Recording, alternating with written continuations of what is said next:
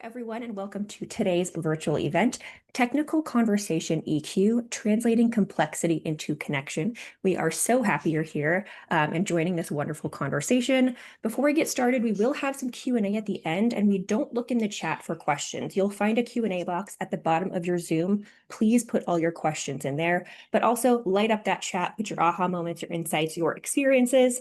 I would love to introduce our panel today. We have our wonderful host, Rachel Tillman, Senior AVP of Solutions Consulting at PreSales, and our panelists, Chris Mabry, Solutions Enthusiast and VP of Solutions at Reprise, Joe Senior, Senior Director of Sales Engineering at Greenhouse, Alex Nation, Senior Solutions Engineering Manager, Enterprise Locations at Qualtrics, and Katie Sedgwick, Director of Solutions Consulting, Customer Success Services at Oracle. And I would love to give a big thank you to our partners at Reprise for bringing this awesome session to our community today. Again, please type in that chat, engage with our panelists. It is going to be a wonderful discussion. And with that, I'll pass it off to you, Rachel. Awesome. Thank you so much, Courtney. And thank you guys so much for joining us today. We have a really fabulous topic with our panelists today, something near and dear to my heart that really dives into the art of emotional intelligence in these deeply technical conversations. I could talk about this forever, and I'm so excited to have four highly skilled professionals here to share a little bit about their experience. And what better way to talk about translating complexity into connection than to start with a story? So I would love to kind of pass it over to our panelists to each share maybe a personal experience related to this topic of having these emotional intelligent moments in these deeply technical conversations. And would love to hear from you guys. Tell me about a best or a worst moment that you've maybe had on this topic. Chris, you want to go first? Sure, I'll kick it off. I think this was before COVID when we were on airplanes every week visiting customers. I did a presentation in front of like a big room panel RFP response for an entire state. And it was one of those shootouts, you go whenever I was going after the other two vendors. And luckily I witnessed them using slides and being very like high level, but the room was full of like CTOs and highly technical people. So on the fly, I talked to my sales guy and I was like, hey, let's not show a slide. Like, let's not do anything they just did. Let's read the room and let's just pull up product. And so I just pulled up the product live and just shifted. And I think reading the room at that point was what got us the contract because they started to really dig into it all and they recognized that we know what we were talking about. I love that moment where you're like, "Ooh, I'm gonna have the emotional intelligence to read the room and decide to pivot." That is classic solutions consulting. Joe, I would love to hear from you about your experience on just maybe a moment where this has really come to fruition for you. Yeah, I'm going to take the other approach. I'm going to tell you what not to do. When I was a younger professional, I was a hard charger. I was always pushing really fast and wanted to get things done. And I rose the ranks as an SC. And then I'm like, oh, these salespeople, they're making all this money. They're not really doing much. And then I switched to become a salesperson. I was like, oh my gosh, there's a ton of stuff salespeople are doing. And there's a lot of work that we don't see as SEs. So then I went back to being an SE and then becoming an SE leader. And I always would talk to both my sales reps and my SEs because either role I was in, I was like, why can't you be faster? Why can't you be better? And it took me a while to realize that, sure, you can go fast, but if you want to go far, you have to go together. And very little in sales, period, is done alone and in professional life. And every interaction with human, you need to understand where they are, where you are, and where collectively you want to go. The best way I could think about this is, to me, EQ is about disassociating your view from the only one and understanding what that looks like, what truth is from every different angle, and more than one thing can be true. So that's what not to do, is just blame everybody else and figure out how come people can't be better, and instead pause, step back, and look at it from as many different angles and be curious, and that'll help you actually move forward. Joe, I have to shout out just the humility to be able to say like, ooh, I'm going to take a step back and have that moment. Also shows a huge amount of EQ. So thank you. And I love that story. Alexandra, I'd love to hear a little bit from you and your experience on this.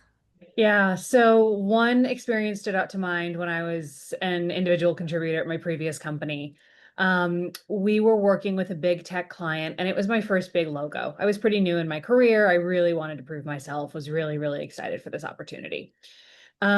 We explained to them that a certain part of our product wasn't going to do what they wanted it to do, and that we weren't going to change it, full stop, not even for them. It was a Salesforce opportunity mapping thing, not relevant for this story. I put all of that in writing for them, and let them know as tactfully as I could that they'd have to decide based on that criteria.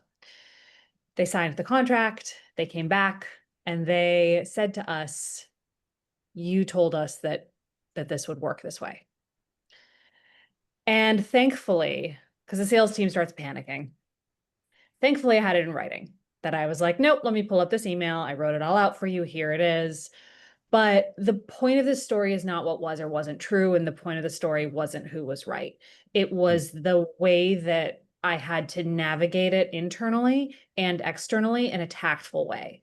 That was a big learning lesson for me, and it now comes up all the time in your client engagements. I have a lot of empathy, I think, for our customers in that moment of they're trying to make a decision against 3 to 5 vendors that are all saying the right thing and all doing the right thing.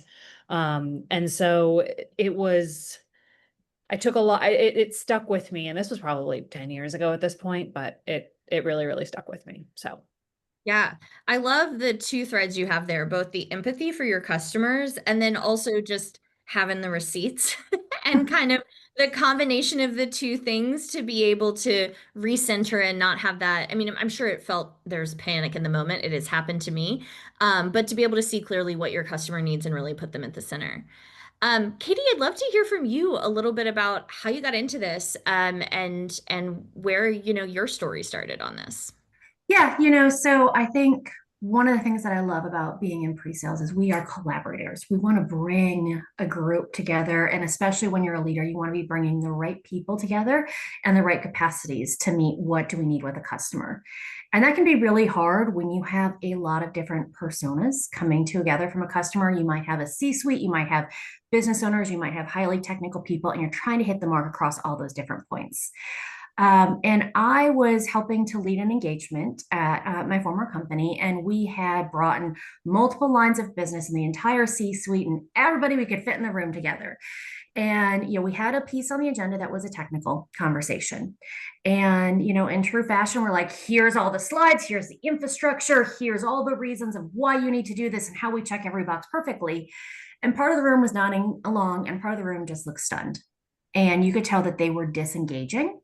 And, part of, bringing great people together is bringing different ways to communicate together. And so what was beautiful in that moment is, when you have a great team, you can just kind of have a look and know we need to do something different here.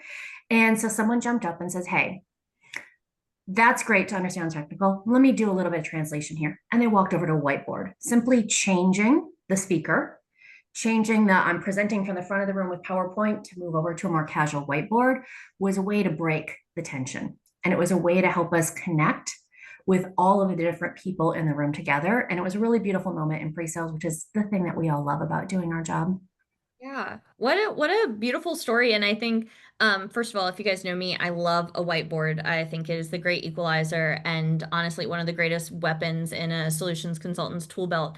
And I really identify with your story and all of your stories about, these moments where you realize you're reading the room, you need to pivot, and we also need to really have empathy for our customer. I myself have personally experienced this when there was one time where I was presenting to a room of people, and it clicked for me that if what I was presenting was true, half these people were going to lose their jobs. And that was absolutely a moment where I had to pull on all those things that you guys just shared. And so, with that as the centerpiece for today's conversation, I think we've all just kind of felt that technical EQ. But I'd love for us to just reset. How do you guys define technical emotional intelligence, and how do you find it? How do you source it? So first, let's define it. Alexandra, you had a phenomenal analogy when we were kind of going through prep. I'd love to hear a little bit about where you start. Are you referring to my wine and memory analogy? Yes, your wine. All right, y'all. We're gonna start with a story. So a few years back, I was with some friends on a buddy moon in France. It's like a honeymoon, but a buddy moon. You get married and you take all your buddies on a trip. And we booked this wonderful guy who was a bestie moon. Exactly. Thank you. We booked this wonderful guy who was a sommelier for a Alain Ducasse, if you're into food, an American living in Paris, married to a French woman. And he was the most approachable human I've ever met in that industry. You know, the best of the best, has nothing to prove, is just the coolest guy, and just wants to share his love of wine with the world. And he said to us, wine is memory. That's all it is. It's a memory bank of all the things you've tasted, and that's how you can connect the flavors, the notes, the things. Technical EQ, for those of us who don't drink alcohol, you know, food, flavor, is memory.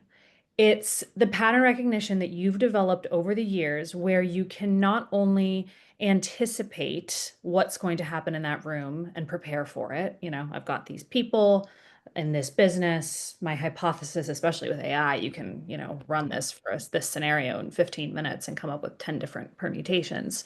It's that piece of like preparing for what could happen. And then it is in the room when somebody's eyes glaze, Katie, you know, you all were able to pick up and move to that whiteboard because you had the pattern recognition. You're like, I've seen this happen before. I know what I need to do. And you just do it. So the good news about technical EQ is that it can be learned.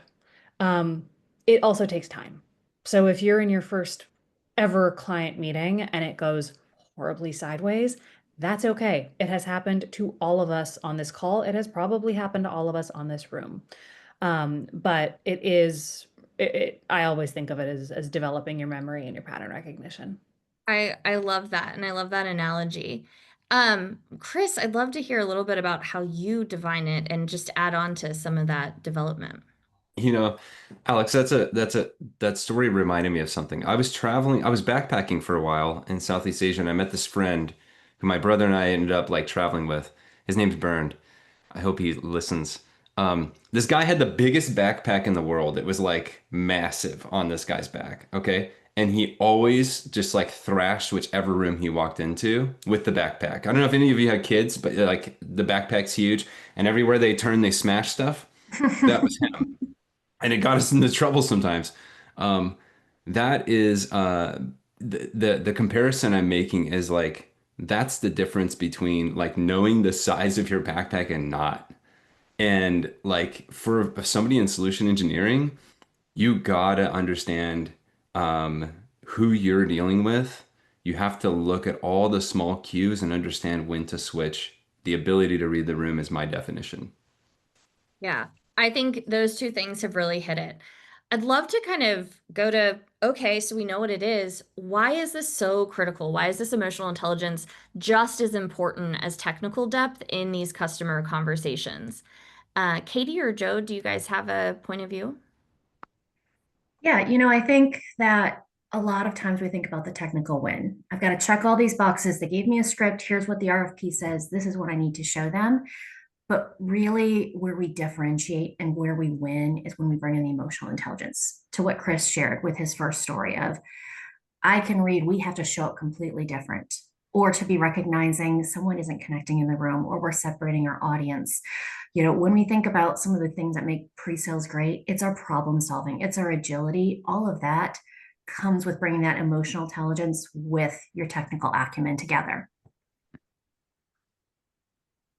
Yeah, I totally agree. I often hear, I don't always agree, but I often hear that pre-sales individuals are more technical or more on the end of the spectrum that you would consider old school in the back corner, just banging away on the keyboard. And that's not how I look at things at all.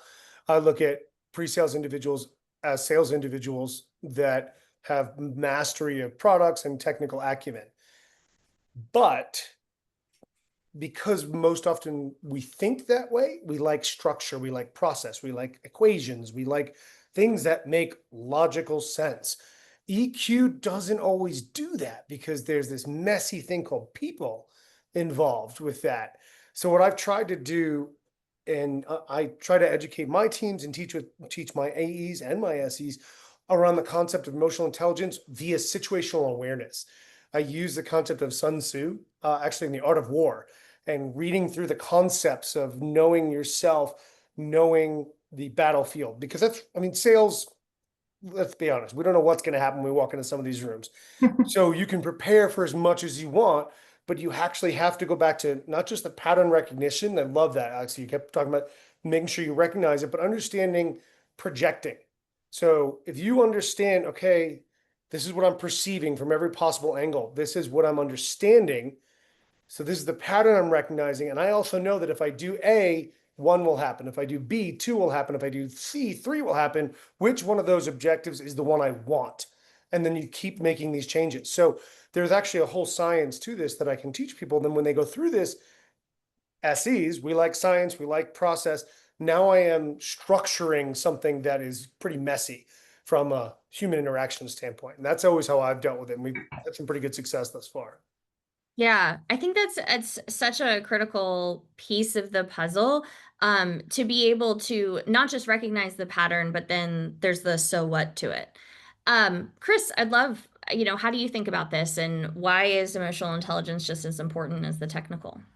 Well, if I were to future trend, I would say it's becoming even more important. And with all the people I've talked to over the past couple of years, the trend is moving in this direction. Our technology is getting a lot easier. It's getting a lot easier to switch tech. It's getting a lot easier to talk about how things work. Um, but with the rise of AI, it's actually like it's even harder to demo. It's even harder to land. It's even harder to read the room. People are more confused than ever. Um, so I actually think that like your prospect is in sales is actually a moment of crisis. Your prospect is actually in a moment of crisis.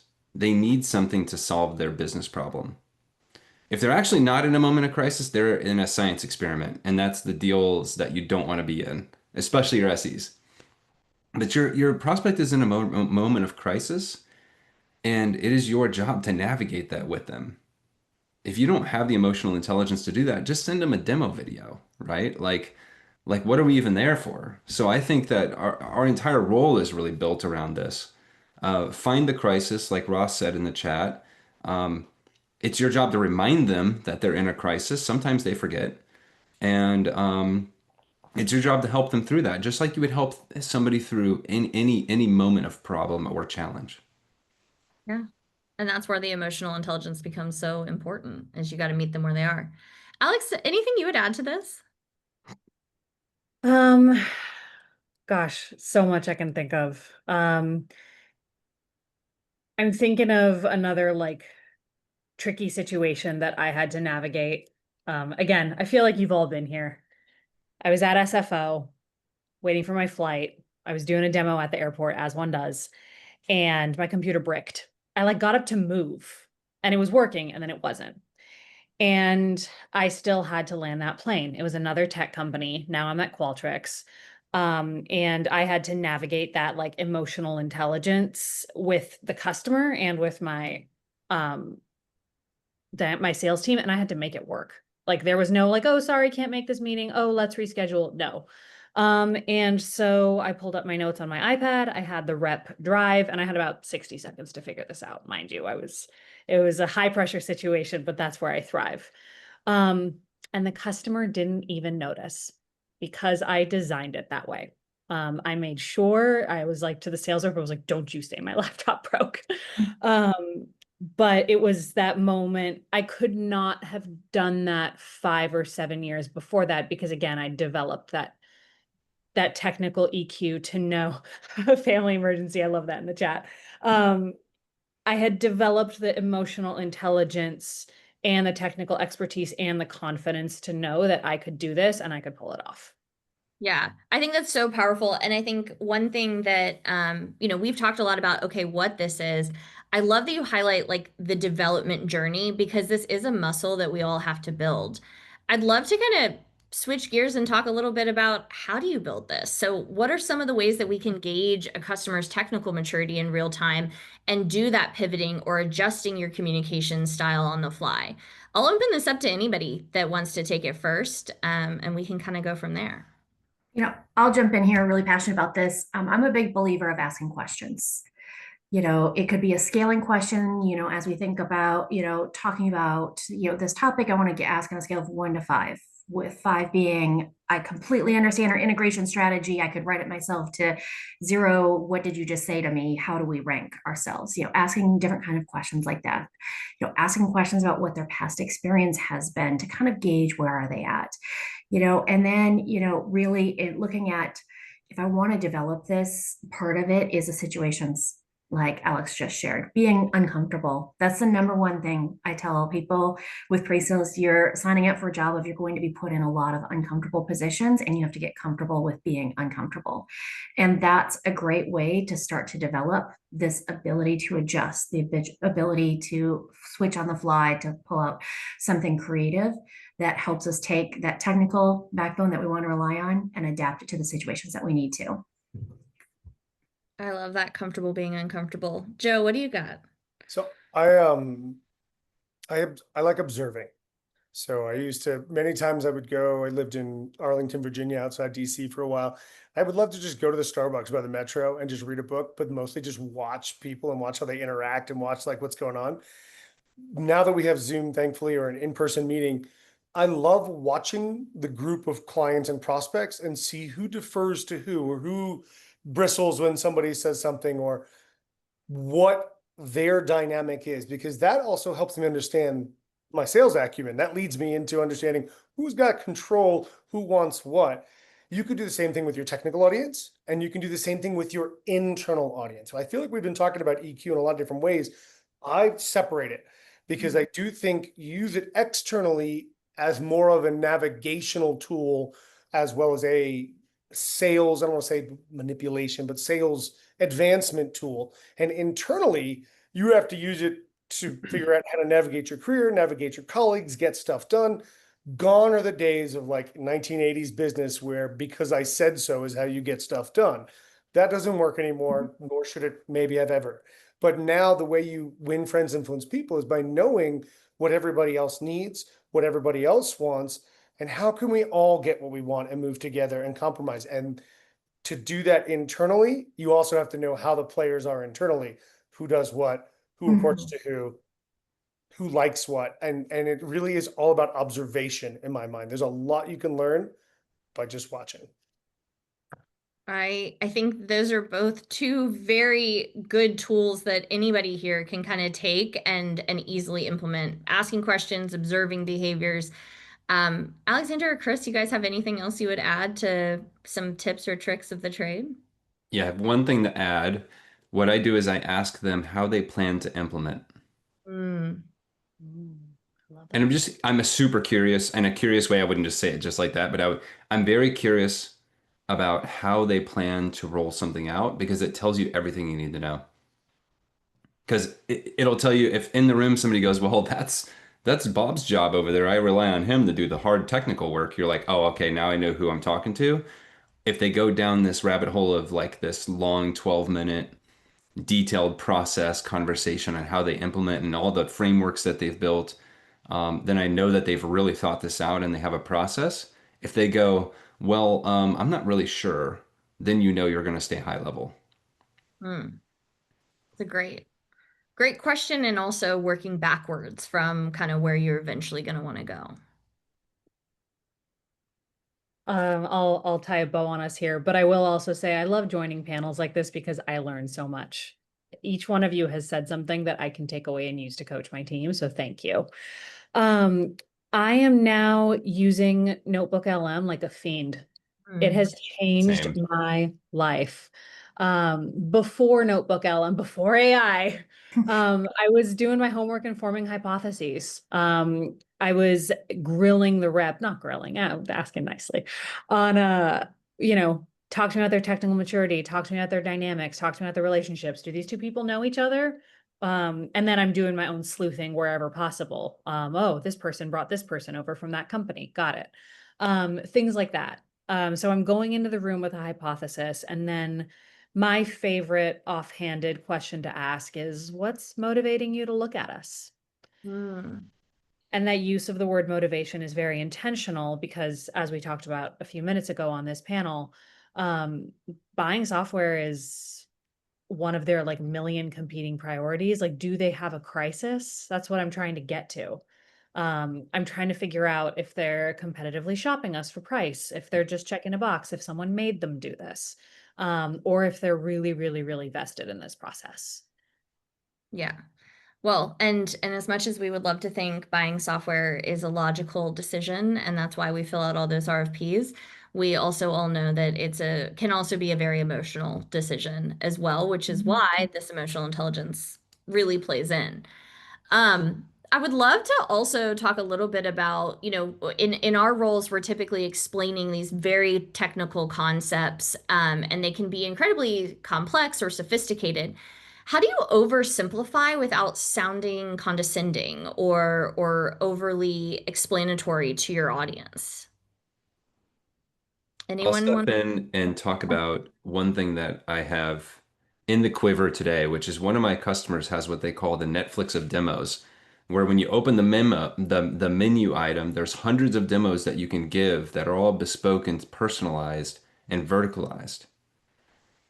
It's an analogy, but it ties you to something everybody on this call knows, which is you can imagine yourself opening up the menu and looking through all the shows you want to watch. And the next step is obviously like, well, how do I get there? That sounds way better than what I do. And then you can get deeper, but I always try to kind of bring something from the real world into my conversation to make it make sense because it's really no different. Like everybody here has bought a car, everybody here has services. You have what you do whatever you need. And it fully relates to Yeah, what you're selling. yeah. Taking it from complex to relatable, I think is hugely important. Joe, I see you nodding your head. What do Yeah, you? this is something I'm pretty passionate about because I've had to overcome this a lot as we try to navigate complex situations. Implementations is one of the hairiest things, depending on the volume of your software, depending on the size, how enterprise grade you are, point solution, platform. And I normally get in wild conversations with people. So I'm bringing it back to analogies, just like Chris. And I like to assume or hope most people have homes of some sort, whether that be an apartment or a house. And most people have moved from one house or apartment to another at some point in time. Some have seen how they get built. Some at least know when things go wrong. A pipe burst, circuit breaker goes, something happens.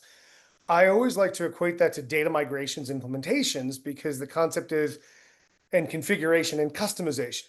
And I always look at configuration as like putting where the furniture is, putting where the decor goes, putting where your desk and your computer go. Whereas customization is I'm taking that wall out. I have to redo the plumbing. I have to move the electrical work. And when you think about that, like, whoa, moving the couch seems pretty easy, but ripping that wall down seems like a major, yeah, there's a lot more time and cost with that than with that. Oh, that makes sense. Okay. Well, it's just tech. Why isn't it easy? So this helps kind of bridge those analogies. And it's been pretty, again, I think helpful because most people can visualize that even if they've never implemented software before. Usually they know when a pipe breaks or when something leaks or they can understand those kind of problems. Yeah, so problems that are relatable on every level. I love both of you have not only given us something to relate to, but also something very visual, which I think makes the connection even stronger. Katie or Alexandra, anything you guys would add on kind of how you're distilling down complex conversations? Yeah, a couple things. First, the way I introduce myself, I say my job is to take our tech and turn it into plain English. And I say it exactly like that.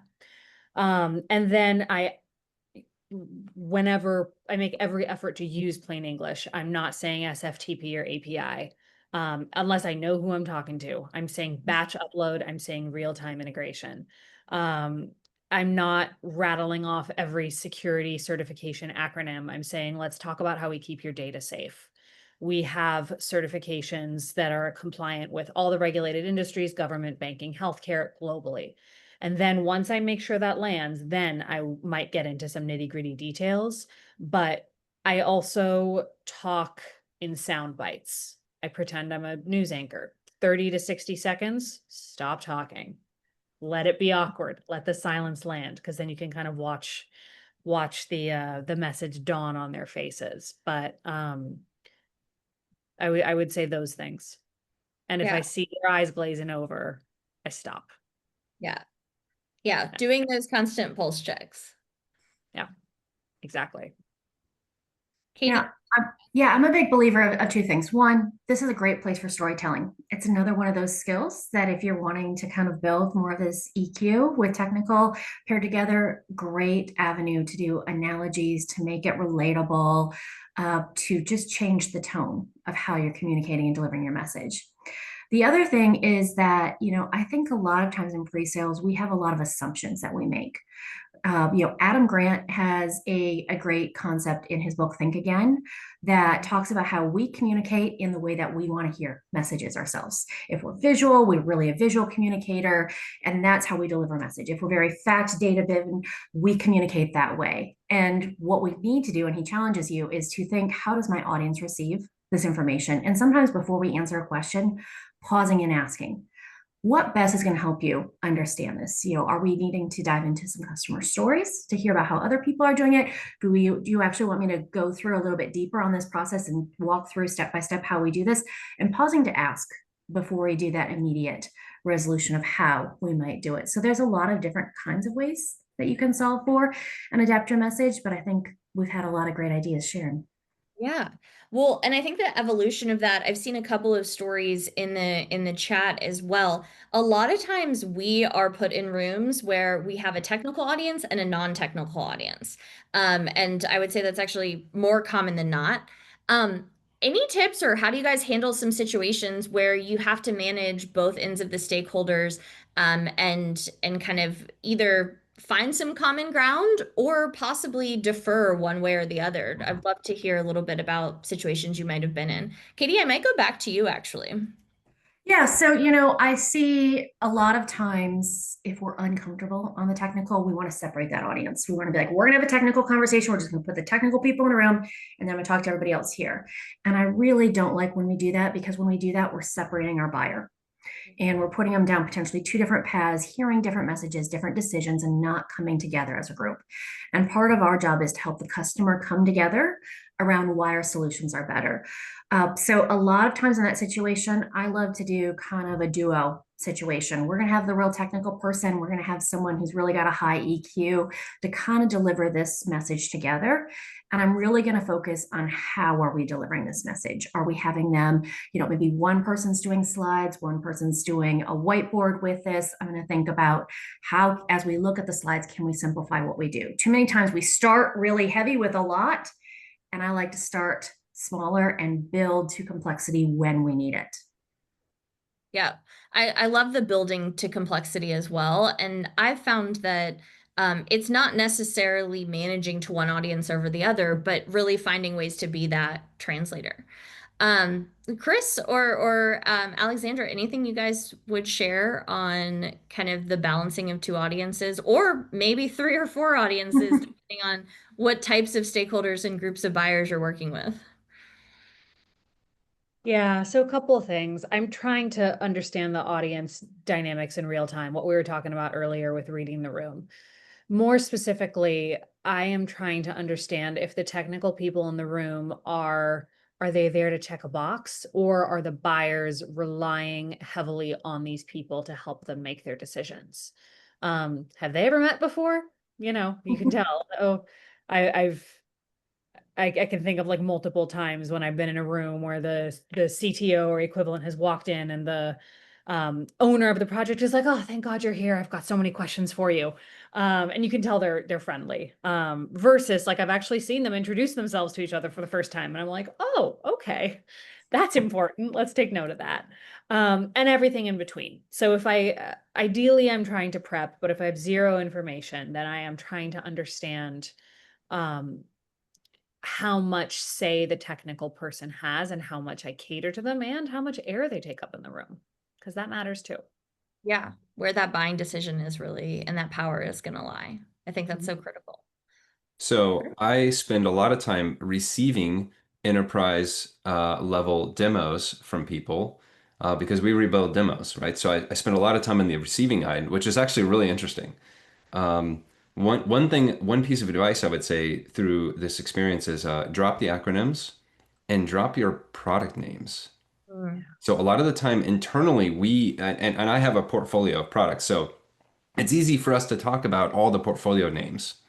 And you've got this, and you've got this, and you've got this, and here's where this product lives. Guess what? If you've never seen it before, you're lost. Like you do not know what any of those product names mean. They don't mean anything to you. Um, and a lot of the acronyms don't really make sense. So drop those, layer the conversation, always include inclusive language. Um, Tie in the responsibilities and the roles as you describe the business solutions. And I would focus on workflows. Like, yes, we have a product called ATP XYZ, but like the goal of this is to make sure that your payments are processed in a way that's more that's quicker than they are processed today, which will lead to a tighter book of business. Like I'm making that up, obviously, but like just drop the product names. I don't need to know until I'm well into the process. Yeah, I love that. I don't know if our friends in product marketing would love it, but it's something that I see a lot of times when we're actually in front of the customer. We have to use their language and really make sure we're translating into how they use it today. Especially if we're calling something very specific and they're doing it today and calling it something else, probably should adopt their language. Totally. Joe, what do you got? So I actually really like something Katie said earlier about SEs and pre-sales people being collaborators. And I look at that as our responsibility, our mantle that we need to drive is in these meetings where you have people that are highly technical and people that are maybe not or less so or more business focused, right? I completely agree. We should not be separating them. That is actually a major detriment because now you have to do twice the work. In this concept here, our job is to be that bridge. Our job, and as a trusted advisor in this relationship, not a vendor, not a salesperson, is we are there as a consultant to help them understand their own problems and their own solutions. And if we can have the head of IT talking to the head of ops and translating in that process, we have great value beyond just whatever product or solution we're selling. Beyond that too, I also don't think we're not responsible for finding a common denominator that waters it down, that weakens it. So I really liked what you said. I think it was I don't know if it was Katie or Alex. I apologize. It was starting high level and then going down where you need to. Right? We may not need to take a deep dive everywhere, and you don't definitely don't need to start super low, but treat each of them as the professionals and experts in their arena they are, and you take on the role of making sure that okay, I'm translating this. I just want to make sure I heard that. And is this what you, am I on the same? Good. Okay. So I think we have a solution for everybody here. Let's talk about it. That's our job. That's our superpower. Yeah, I love that kind of consensus building. Chris and I have actually talked about this a lot. And we become so impactful when we are the glue or the lubricant to a lot of these conversations. I'd love to. So we talked a lot about like what good looks like. But I think we've all told a story or have been there when things are maybe not going so well, and we need to rely on our EQ to get us out of a sticky situation. How do you recover if a conversation becomes either too technical or you've totally lost your audience? Anyone want to jump in on some recovery tips? Well, I'll jump in on a landmine because I've failed. I don't know how many times I failed. So lots and lots and lots of times. Um, which is what we're in a practice here. We are gonna fail a lot. What I do, and it's just my personality though, is like I'm just super straight up. I'm very real with the people and I say, you know what? I think I've lost you. I think that I feel that maybe I'm starting to waste your time or that I'm not hitting the mark. Um, so I pivot immediately. Like, but I do just sort of say it. I say like, hold on, I'm getting too deep in the weeds here. Let me pull back. What does this mean for you? I stop sharing my screen. If I'm ever sharing a screen and I feel like I've lost people, I'll stop sharing and I'll just address the elephant in the room. And I'll say like, I think I've lost you. Does this still work? Yeah. I love the kind of blunt addressing the elephant in the room. Joe, what's your version of jumping in there? I do the same thing. I'd be curious in the chat though, how many people have the guts to do that because it's scary. I had one of my top people on site, and she was the lowest ranking person in the room. There were like 10 SVPs, executives, and whatnot. No one stood up to say, we are going through a meat grinder right now. We've got to stop, pull up. This is not landing. Nobody did it. And it's one of those things where it's a lot easier to say, but you really have to be, to Chris's point, brave and be like, hey, like, we're all people here, guys. I think I lost you. Like, should we reset? Do you want me to go to the whiteboard? Let's do something. You have to bring it up because otherwise you might as well walk out because that deal is dead now because no one has any clue what value you bring to the table, and you're not showing the professionalism to actually stand up and address them like people. And it can be scary, especially if you're like the SC2 in the room and your senior vice president's over there. Have a plan, Slack somebody, text somebody into the table, do something to break that. I like humor. I feel like it's really hard to argue with humor. I was like, sorry guys, I'm really boring today. Missed something, you know, self-deprecating humor. I mean, it's easy for me, but that's kind of what I go with to break that. And I think someone mentioned it before, whiteboards.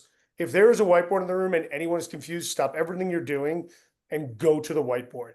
Most humans are visual learners when it comes to, whiteboards and markers really is a great solution. Yeah, I completely agree. Katie, since you're our initial whiteboard queen of the call today, anything you would add on this? Yeah. So first off, don't assume a pause means a problem. Sometimes a pause means because they're thinking. So do a quick read of the room. Is this a pause because you just opened their mind and they're stunned and they're like, I can't believe what they just threw out here? Is this a pause because it's confusion? Read why is this happening? Number two, take your hands off the keyboard.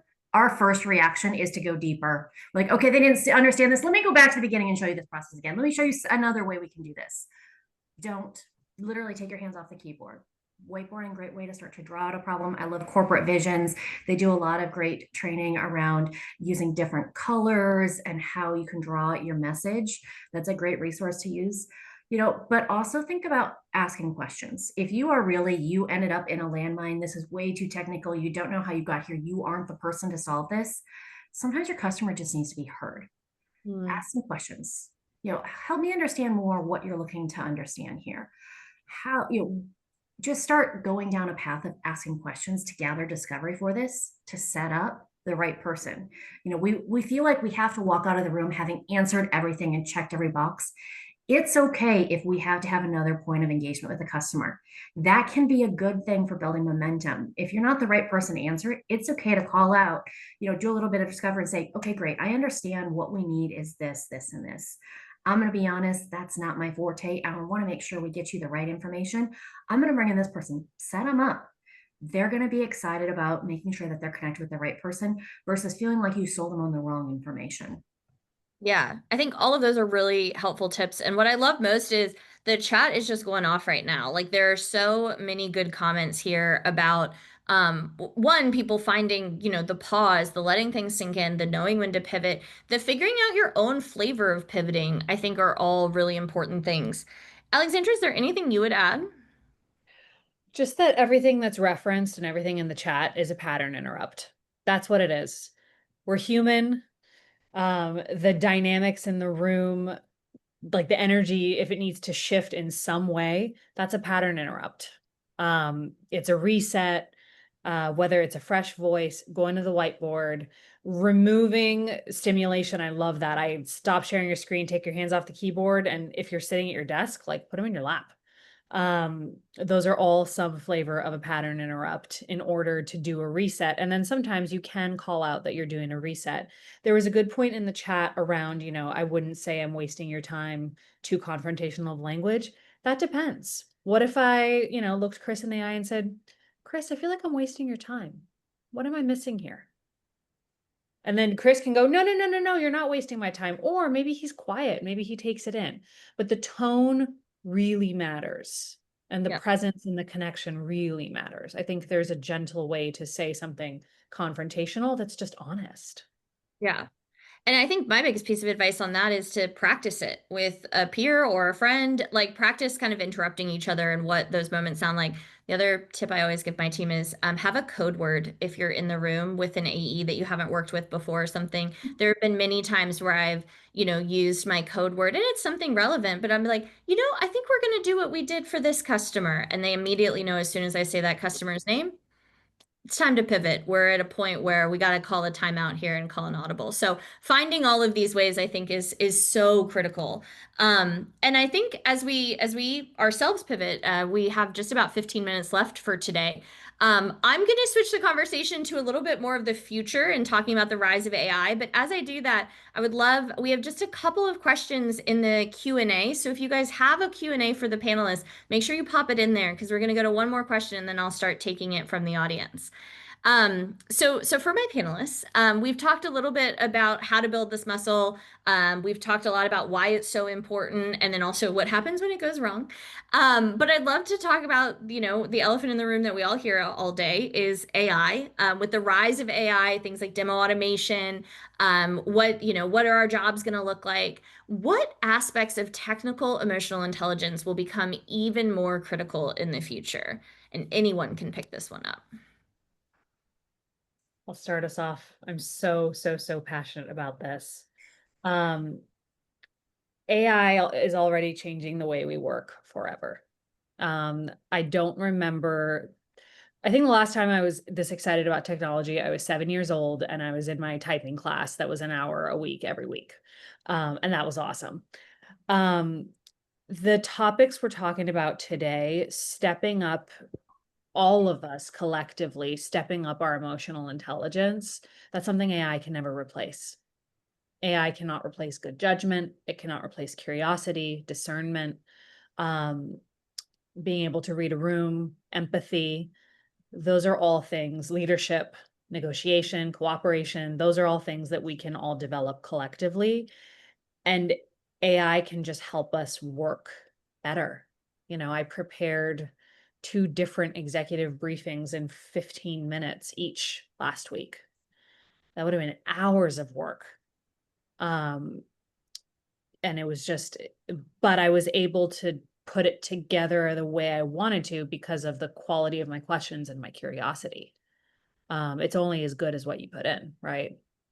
Quality in, quality out. So if you're not embracing, if you're every step of your workday, if you're not thinking about like, could AI do this better and how, I would encourage you to start. There's a really great point put in the chat about how AI changes what our customers are expecting. We've seen across our careers how going to a demo in a sales cycle has evolved from I'm just delivering the requirements of what you've asked. It's very regimented, moving into how much the customer experience has become a part of our sales cycle to now how the customer expects us to know and translate and adapt. So really embracing AI to connect with our customers on that way and being conscious of how it changes how our customer buys, I think is something that we often don't think about. We think about the prep, but think about how it changes how your customer buys as well. I think there's a lot of change here too. And I like how you equated it to other technologies in the past. Just honestly dating myself, but the advent of Google changed a lot of things too. Is customers don't need you to understand what your tool does and get like once they have a demo and pricing, they're done. They have all the other information. It's not like you're selling it at the beginning. And now with things like Reprise coming, it's even way better to have tons of ready to go, high quality, customized demos that make the SE's life a lot easier. I actually look at this beyond just pre-sales. I think the full go-to-market strategy is changing based off of AI, and there's kind of like a coalescence happening. And this is something that I've been pushing pre-sales individuals to do for a while. The concept of you're not just a demo. If I ever hear like, oh, just the demo people or just give them a demo. Demo is such a small part of what we do today, and that's shrinking. The aspect of taking 15 hours to build a perfect demo that's becoming much, much smaller. So therefore your expectation as a pre-sales professional now is you should know everyone in the room. You should know the values. You should know the stories. You should know the tech as well. That's table stakes. But the AE and the SE now are getting closer and closer and closer together in my mind, in that we got to find more things for us each to do, because Reprise and other technology like that is leveling the playing field for, oh, I just give a great demo. Not good enough anymore.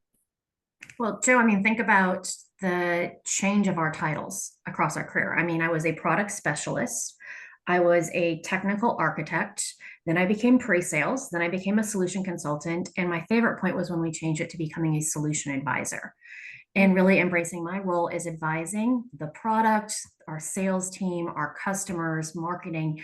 My hat that I'm wearing is an advisor first, ahead of being an expert. And really, how we think about this transition and the impact of AI is why that EQ of how do I take this information and everything I can be given and translate it and be that bridge, as we've talked about, is really why it becomes important.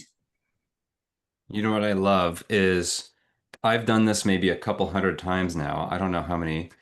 I've never sat in on a panel and talked about building and fixing and making sure your demo environment is ready. Ever. None of us here are saying the number one way to get better at your craft as a pre-sales person is to make sure your demo environment is perfect. It's never even a topic of conversation because it's just kind of like part of the job. Um, and it's a perfect place to insert some tech, especially AI, to make that part of your job easier. Because, yeah, to your point, nobody would come here. We'd be like, oh, great, a demo environment. How fun is that? That's table stakes. It should work. And customers are changing. They expect to see themselves in your product. I expect to see myself in things I buy. If you're trying shoes on, they have an app where you can put the shoe, they got the photo, you can put your foot on there, it'll show you what the shoe looks like. It's the same thing here, right? Nobody's excited about that. So it's the perfect thing. Yeah, perfect demo, it's table stakes. EQ, it's the human side. Yeah. And it's also the harder, the muscle that we've all got to build. Thank you, Katie, Chris, Alexandra, Joe. We really appreciate your insight. Also want to thank Reprise and the Pre-Sales Collective for putting this on and supporting us. Courtney, any notes as we close out today? No, just thank you for hosting this wonderful panel discussion. Truly, the recording will be out in a few days. Keep your eye out for that. And we've got more virtual events, in-person events. Go check out PSC's calendar of events, and we'll all see you next time. Thank Have you a great so day, much. everyone. Everyone, bye.